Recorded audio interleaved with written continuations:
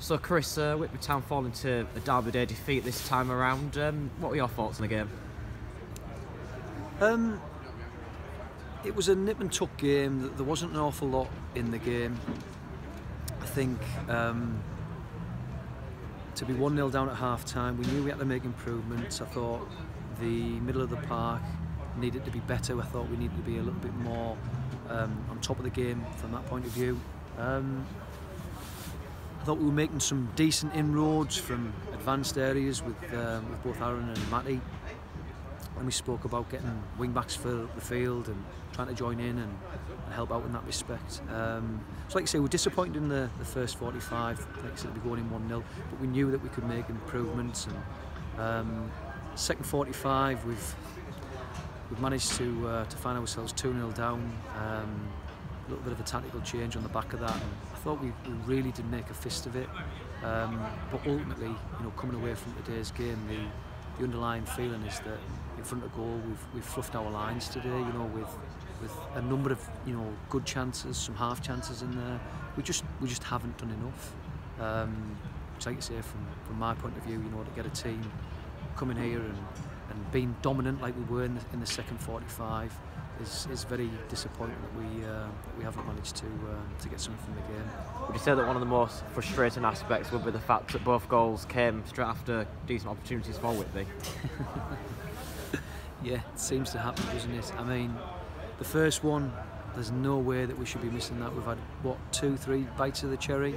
And again, the second one, same scenario, we've been caught a little bit cold. We've had a last-ditch attempt, tackle on the halfway line. It's then opened it up, defensively for ourselves. So yeah, disappointing. But on the back of that, we need to deal with the disappointment, which I thought we did. We needed a reaction, which I thought we got. We just didn't get anywhere near really with regards to putting the game to bed, making sure that we got ourselves back in it, so we could potentially go on and win the game. Were you pleased with the character that your side did show in the second half, as they did start to create a few more chances of what there were in the first half?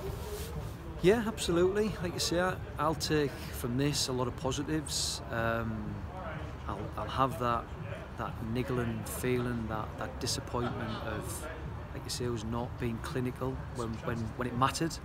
But everything up until that was good. We saw some good wide play from the two wing backs. We saw some good forward play from the two centre forwards, and Connor, when he came on, I thought made an impact on the game.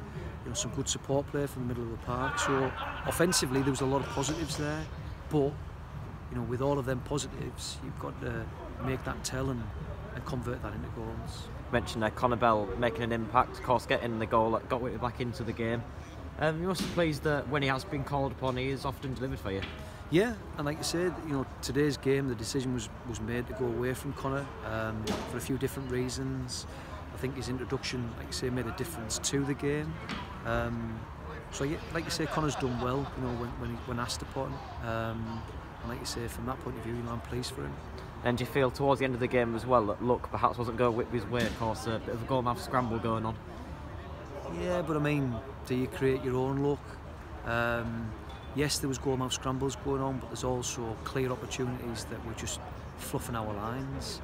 I'm not a massive believer in luck, and I think, like you say, you make your own luck, and certainly in front of goal today, we didn't do enough to be lucky in front of goal.